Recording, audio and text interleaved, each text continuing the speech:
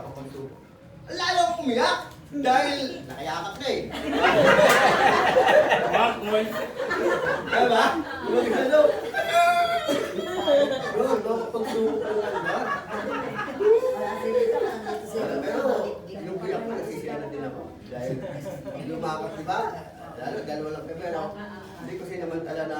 Hindi ko lang, hindi ko sinamantala na ano, dahil lumakot.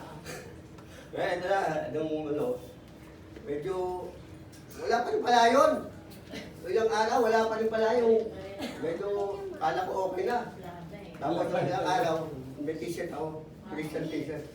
O ito, sister, pag ito sinuot mo, hey bro, ano yun eh? Yung Jesus Christ, diba yung siya noon yung pakilaman yung t-shirt na yun. Pag sinuot mo to, sister, nangangahulugan ko, diba? Inugang ano mo ko. Ay, hindi mo na yun sa stationary pala. Muna sa stationary. Diba, wala pang cellphone? Alam mo nung sinalagay mo? Pangalan ni Jesus, mamahalin mo ko. Hindi nagayahan yun, ha? Mga kapatid. Okay, oo. Pangalan ni Jesus. Nagayahan niyo ako. Ay, nagayahan niyo. Mamahalin niyo ako. May takot si Tita Bernelo. Sumunod. Tuloy ako eh. Ayun, mamahalin mo ako. Ayun, medyo, siyempre, pag dinamit yung pangalan ni Jesus, walang pangalan na ibinigay sa silong ng langit. Sukat na ikaligtas sa mga tao, di ba? Yan si Jesus. O, yung mga tagal, parang okay na. O, sister, pag sinututong Jesus na binigay sa'yo, nangangulo na sinagod mo ako. May likong patugtog yan, eh, di ba? Lang sa inyo. Eh, sinuot niya. Ayos! Sabi ko. Na ako, ah. O, di ba? Siyempre, ilan nun eh, di ba? Ngayon, mga kapatid, ikat na natin yun, medyo mahaba rin. Sinik, si Kano, sinik. Karibal mo, di ba? Ayan, sumo. Gusto ni Papa. Ay, ito, ayaw na ayaw. Si Papa, si Papa. Oo. Dito, kaya sinig, sinapag-isip, sinig. Yun ang gusto niya. Sabi na kung mga pero sa uy, madam sir, itakas mo ako. Bakit? Ang gusto ni Papa sa ano eh, si Denip. Kasi si Papa, mahilig sa alak eh, di ba? Eh kung nalalig ka sa alak din yun, lalo kayo sa akin ni Papa dahil okay ka mo, lubat-labat talagang katotohanan kayo Jose. Di ba? Mahilig sa alak, nagkukulwari lang yan. Pero dito, hindi ka pwede magkulwari sa Panginoon, di ba? Patayin ka ng Diyos. Alam mo kapatid, ako, maano puso ko, yung matibay, ayoko umiyak, ayoko. Pero nung makita ko dito mga kapatid, iyakin ako sa Diyos. Iyakin ako sa Diyos mga kapatid. At sarap umiyak sa Diyos mga kapatid. Gagawin yung ano mo, ang ginawa mo. Kung may sakit ka sa mata, nilinis mo yan sa kaya. Kaya huwag tayong mahiya kung iyak ka sa Panginoon. Ngayon mga kapatid, ito na. Sabi ko, nagkasakit ako noon, di ba? Bladder.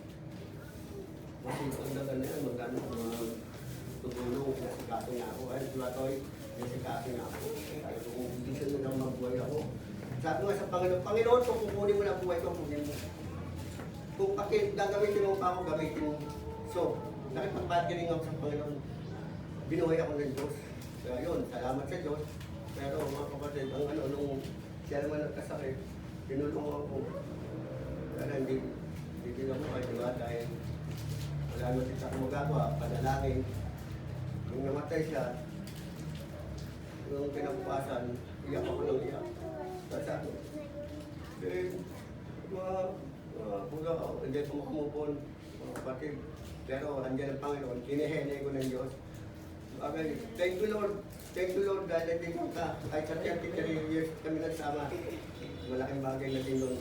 Ayun, mga kapatid, salamat sa Diyos at nangyari na napasa akin si Sister Berna at hindi naman din siya nakapagsisi dahil nagkaanak din naman ako ng mga makadyo. Amen. Makadyo sila. Yung aswang, di ba? Joseph, kaya sabi ko sa kanila, pag ako nawala, magtulungan kayo. Dahil darating ang araw, wala tayo, di ba? Sinabi siya ba na nakasalatan? Minsan na sa tawag tinak ng mamatay, kasunod pag-upong Hebrew 9:27, di ba kapatid? Ayaw sa gusto mo, wala tayo. Sa pray ko kayo sa Panginoon, mag-pray kayo, Panginoon, kung ako mawawala, huwag ko akong pahirapan dahil mahirap kong mawala, di ba mga kapatid, na wala sa sakit. Pag namatay ka, mahirap talaga eh. Wala namang sakit na hindi mahirap, di ba kapatid? Bless na bless ako sa Panginoon dahil lagi niya akong lagi ko na nakakaiyak. Dahil sabi sa Revelation, papahirap ang luha niyo. Diyos, ang ganda, di ba pastor?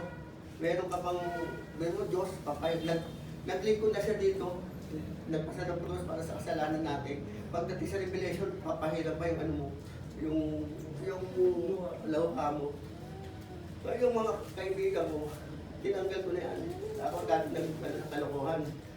Pinagpalit ko, hindi ko, ang Panginoon talaga, wala na yung mga kaibigan ko. Kaya lang, yung may kaibigan na magandang-gano'n, di ba? Siyempre, hindi naman pakikisama lang, kaya lang hindi ka pwede makisama. Kaya yun, mga kapatid, ang sarap sa Panginoon, mga kapatid. Kaya kahit na summa cum laude ka, o valedictorian ka, yan ay walang halaga kung wala ka sa Diyos. Amen? Walang halaga yan. Titulo lang yan eh. Ang halaga, sabi nga, makaptal mo na yaman sa gabor ng mundo, papahamak mo yung kanin pa. Ang tanong, makakamtan ba natin ang yaman ng gabor ng mundo, di ba? Kaya nga na nga sa mitin, hindi natin makamtan eh, makuha eh. Kaya mga kapatid, ang sarap sa Panginoon. Iyakin ako sa Diyos, sabi ko, kanila, iyak ako ng iyak din eh. Panginoon, bakit? Salamat sa iyo, Lord. Iyak ako sa iyo, iyak ako sa Kanya talaga. Mabait ang Diyos, mabait ang Panginoon dahil siya ang ano. Ako ito si sister nung ginapagkakita sa akin na, pa, halika pa. Ngayon, tinawag nila yung ano na yung araw. Bakit? Sabi ka dito, tumabi naman ako. Yakapin mo ako kami. Yakapin mo. Niliyakap ko, tapos kaya sasaktan siya, di ba? Basta dali kita. Oo, pumunta ako doon. Balik na tinawag ako 5 times o 7 times. Napapaya sa akin. Ngayon, humingi siya ng siyempre, yung hindi naman tilang kasalanan yung mga nagsasagutan kayo. At least, matalino siya eh. Kahit hindi kasalanan, humingi na din tawa, di ba? Papatawad na kay Joseph. Joseph, patawa, di ba? Nag-ano siya, Joseph. Tapos mga kapatid, nawala na pala siya. Iyak ako lang iyak. So, Panginoon. Mabuti may Panginoon. Kung wala akong Panginoon, ang gagawin ko, inom, di ba? Tala, away. Pero hindi naman din mangyayari yun dahil hindi niya din ako sasagutin, di ba? Kaya kung alam niyang pala, alam pa rin ako. Wala ma-convert ako, 1990. Hindi ako nakasigil ng alak. Walang sigarilyo. Wala. Alam ng Diyos yan. Hindi ko nagsisinungaling yan. Ayoko magsinungaling sa Diyos. Banal ang Diyos. Kaya ang tayo ko magamdaman ko. Nararamdaman ako. Akala ko, ang sarap umiyak sa Diyos. Magpupulis nga ako. Ano ko eh, yung kurso ko, magpupulis ako. Gusto ko yung natakutan ako. Gusto ko yung pag may titirahin ko na, di ba? Dati, demonyo yung isip ko. Gusto ko meron akong mga kabit-kabit. Parang napapanood, di ba? Hindi, totoo. Kinano ko sa Diyos. Kung sa Bulacan, may kabit ka, may kabit ka sa Cavite, di ba? Pupunta mo lang. Di ba? Hindi, sa totoo. Yung wala pa ako sa Panginoon, mga kapatid. Pero winas out pala ng Diyos yan, mga kapatid. Talaga nag-ano ko sa Panginoon. Wala yan. Kaya, kasi ang buhay natin, panandalian lang, di ba? Mas panandalian lang. Hindi ikaw yan, mga kapatid. Akala mo ba ikaw yan? Hindi ikaw ang tunay na yan. Impostor tayo. 2 Corinthians 5:10. Sapagkat ang bawat isa harap sa hukuman ni Kristo, upang tumanggap na kaulang kantis kanyang mga gawa. Mabuti man ang ginawa mo, masama. Dahil sa gusto natin, harap tayo. Kaya mga kapatid, salamat na lang sa Diyos na ang laki ng pagbabago na binigay sa akin ang pagbilis ako. Pinagkatiwalaan ako ng Diyos. Dahil pag pinagkatiwalaan ka ng Diyos, blessing. Diba, wala naman akong trabaho. Pero, binigyan ako ng bahay, di ba? Kaya lang, ano pa, kahoy, di ba? At least, may bahay ka. Mga naiingit na, sabi, hanggang saan yan? Puso naiingit sila, hanggang langit yan. Hanggang langit ka, sabi, di ba? Parang kaya, ang lasad, di ba? O, sige, hanggang langit ka. Kaya, ayun, natatawag sila. Talaga sa Panginoon mo, kapatid. Amen. Nasa Diyos ka. Mayroon kang ano eh, may magkakasya ko, di ba? Mga kapatid. Ang sarap Tawad, bakit gusto mong umatid eh? Hindi, kaya mga kapatid, antay sa Panginoon na wala akong masasabi sa Panginoon. Kaya kung gusto makumulahan kita, valedictorian kung wala ka sa Diyos, Diyos is yan, diba? Di bali na ako na yung okay lang yung buhay, nakakarakot, hindi lang ako kapag-isyo. Pero, nasa Panginoon nga naman. Diyos ang kapili mo, galing mo, hari ng mga hari, di ba? Diyos ng mga Diyos, si Jesus. Kaya ang pangalang Jesus, ito, ang pangalang Jesus nasa iyo. Sabi nga eh, 1:25, ako ang, sabi ni Jesus, ako ang buhay at ang buhay. Sino man sumampalataya sa akin, bagamat mamatay, gayon man may buhay ka. Ipuprove natin. Inhale, sige, uminhale ka. Exhale, Jesus. Inhale, exhale, Jesus ba? O, pag hindi mo na pinanggol sa pangalang Jesus, patay ka na. Kaya ang pangalang Jesus, powerful. Yan ang nagbigay sa akin ng malaki pagpapala. Alam mo, yan, sabi ko, Panginoon, aba ako magsama ni Sister Berna, nung nagsama na kami, naniligaw ko naman kung iligtas mo si Sister Berna, wala pa yung kapatid, anak ko. Lord, Jesus mo si Sister Berna. Hanggang nagpondo ako ng panalangin. Palakas yung bintang ko, Lord. Nung dumating na sila, yun, panalangin pa rin, Panginoon, iligtas mo yung mamahal ko sa buhay. Dahil mahirap kung di nakaligtas yung mahal mo sa buhay, ikaw nakaligtas, di ba? Pero hindi mangyayari yun. Sabi, isa man ang tapat sa inyo, isang bayan maliligtas. Kaya, pinaglaban ko ng yan, sa pananampalataya. Puro ko na yan kay Ben. Alam niya, puro Diyos ang inaano ko. Totoo, puro Diyos siya. Si Sister Berna matalino. Matalino yan.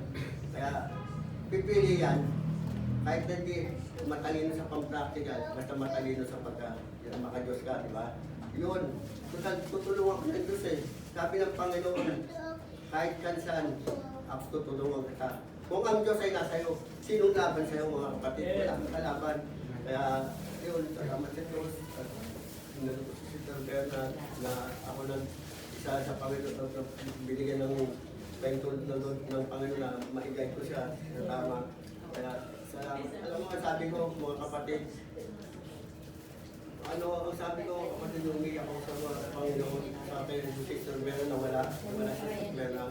Mas mahalaga pa lang ang asawa kaysa sa magulang. Kung espiritual ang pag-usapan, di ba? Dahil wala naman tayong utang na loob sa magulang eh.